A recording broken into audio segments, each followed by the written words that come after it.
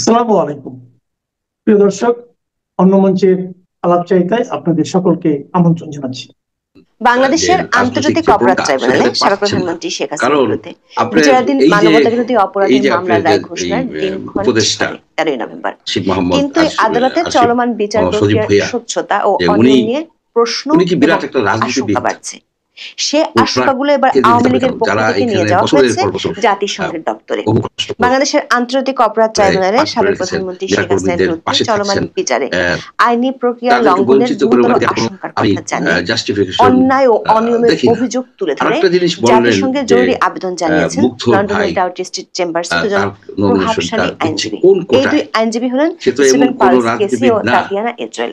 এই দুই আইনজীবীর আপিলটি বিশ্লেষণ করে দেখা যাবে আইসিটির 3টি আইনি প্রক্রিয়ার দুর্বলতার কথা তারা তুলে ধরেছেন।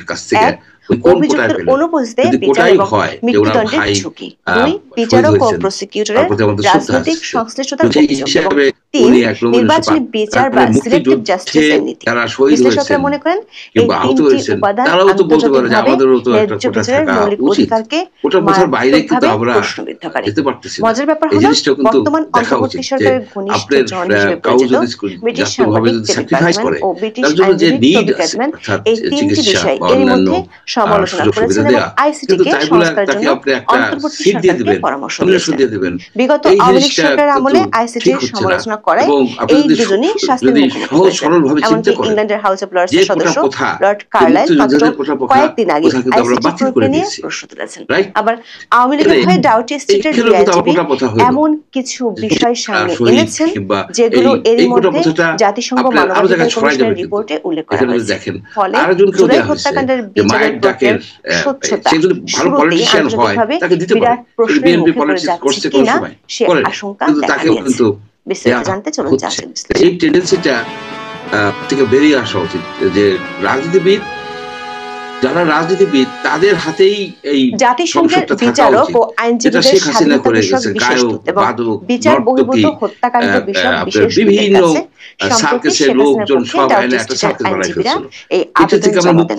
সোমবার ডাউটি স্ট্রিট চেম্বার্সে বিজ্ঞপ্তিতে বলা হয়, ওই আবেদনে দুই আইনজীবী শেখ হাসিনার অনুপস্থিতিতে চলমান বিচার প্রক্রিয়া তার ন্যায় বিচারের অধিকার ও যথাযথ আইনি প্রক্রিয়া লঙ্ঘনের বিষয় গভীর উদ্বেগ তুলে ধরে আপিলে বলা হয়েছে, বাংলাদেশের আন্তর্জাতিক অপরাধ ট্রাইব্যুনাল বা আইসিটিতে শেখ হাসিনার অনুপস্থিতিতে চলা বিচার প্রক্রিয়া ন্যায্য বিচারের মৌলিক অধিকার ও আইনি প্রক্রিয়া গুরুতরভাবে লঙ্ঘিত হচ্ছে।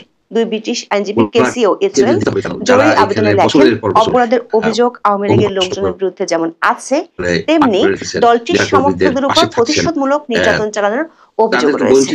দর্শক, জুলাই আন্দোলনের সময় সংগঠিত হত্যাকাণ্ড নিয়ে জাতিসংঘের মানবাধিকার কমিশন যে রিপোর্ট দিয়েছে সেখানেও একই তথ্য আছে।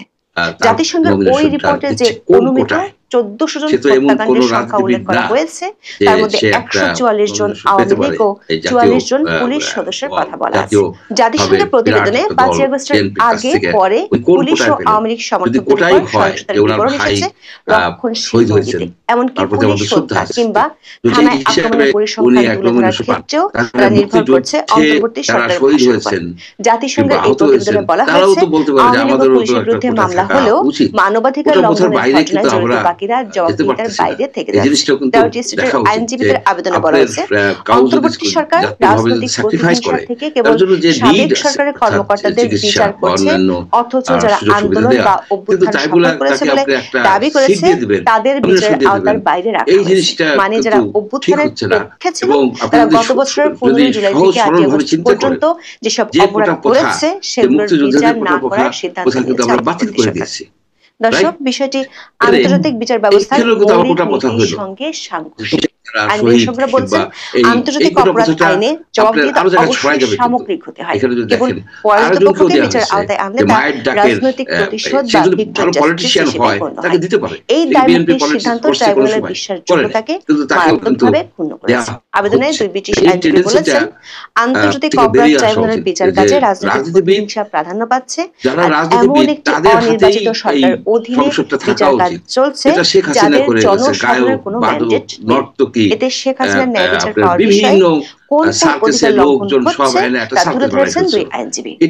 তিনটি বিষয়ের কথা সুনির্দিষ্টভাবে আপিলে তুলে ধরেছেন। জাস্টিস চেম্বার্সের আবেদনের মূল আইনি উদ্বেগের একটি হলো ট্রাইব্যুনালের স্বাধীনতা ও নিরপেক্ষতা নিয়ে international covenant on civil and political rights বা ICCPR এর 14(1) অনুচ্ছেদ অনুযায়ী প্রত্যেক ব্যক্তির স্বাধীন ও নিরপেক্ষ আদালতে বিচার পাওয়ার অধিকার রয়েছে। আবেদনে আরো বলা হয়, বিচারকদের সঙ্গে আওয়ামী লীগের বিরোধী রাজনৈতিক দলগুলোর সম্পৃক্ততার অভিযোগ রয়েছে। আবার চিফ প্রসিকিউটরের দায়িত্বে যিনি আছেন তিনি বিভিন্ন কর্মসূচিতে আওয়ামী লীগ নিষিদ্ধের দাবি তুলেছেন এবং তার পক্ষপাতমূলক অবস্থান শেখ হাসিনার মামলা নিরপেক্ষতা নিয়ে প্রশ্নবিদ্ধ করেছেন। এমন অভিযোগ করা হয়েছে।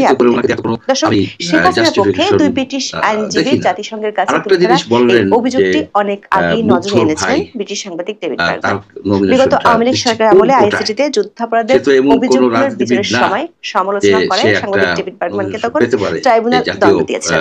চলতি বছর 5 আগস্ট বার্গম্যান দৈনিক প্রথম আলোতে জুলাই সহিংসতার ত্রুটিপূর্ণ গ্রেপ্তার ঝুঁকিপূর্ণ বিচার শিরোনামে একটি কলাম লেখেন। সেখানে তিনি লিখেছিলেন, আইসিটিতে আগের সরকারের সময় জামাত ইসলামীর সাবেক আইনজীবী তাজুল ইসলামকে প্রধান প্রসিকিউটর পদে নিয়োগের বিষয়টি অনেকের জন্য উদ্বেগের কারণ।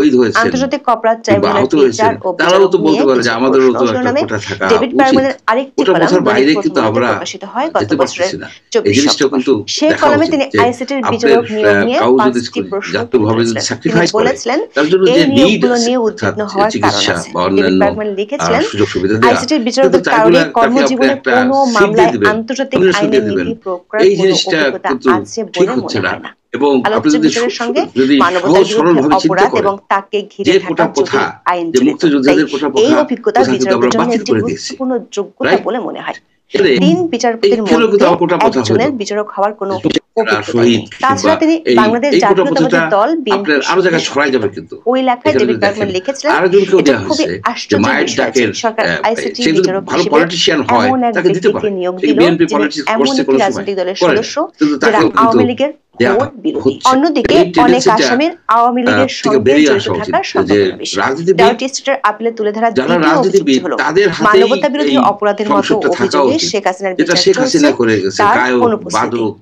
শেখ হাসিনা কোনো আনুষ্ঠানিক অভিযোগপত্র পাননি এবং তার পছন্দের আইনজীবীরা হামলা ও হুমকির কারণে কাজ করতে পারছেন না। ফলে তিনি রাষ্ট্র নিযুক্ত আইনজীবীর মাধ্যমে বিচারের মুখোমুখি হচ্ছেন, যার সঙ্গে তার কোনো যোগাযোগ বা নির্দেশনা নেই। পাশাপাশি যেসব আইনজীবী লড়েছেন বা দলটির সঙ্গে যুক্ত তাদের উপরও হামলা নির্যাতন চালানো হচ্ছে বলে অভিযোগ করা হয়। দ্বিতীয় অভিযোগে ব্রিটিশ দুই আইনজীবী জাতিসংঘকে জানান, এ ধরনের বিচার প্রক্রিয়ার মধ্য দিয়ে শেখ হাসিনার মৃত্যুদণ্ডের মতো কোনো সাজা হলে তা কার্যত বিচার বহির্ভূত হত্যা, যেটি কিনা আন্তর্জাতিক নাগরিক ও রাজনৈতিক অধিকার সংস্থা বা ICCPR এর 6 ও 14 নম্বর অনুচ্ছেদ লঙ্ঘন। দর্শক, বাংলাদেশের আইসিটি নিয়ে প্রশ্ন তুলেছেন এমন আরেকজন ব্রিটিশ আইনজীবী হলেন টবি ক্যাটম্যান। মজার ব্যাপার হলো, সাংবাদিক ডেভিড বার্গম্যানের মতো টবি ক্যাটম্যানও আইসিটির বিভিন্ন ত্রুটি ও নিরপেক্ষতা নিয়ে সরব, যার ফলস্বরূপ 2011 সালে আওয়ামী সরকার তাকে বাংলাদেশে প্রবেশে নিষেধাজ্ঞা দেয়। আইসিটির তখনকার সেই সমালোচক টবি ক্যাটম্যান এখন নাটকীয়ভাবে ভূমিকা পরিবর্তন করেছেন। অন্তর্বর্তী সরকার তাকে আন্তর্জাতিক অপরাধ ট্রাইব্যুনালের চিফ প্রসিকিউটর বিশেষ উপদেষ্টা হিসেবে নিয়োগ দেয়।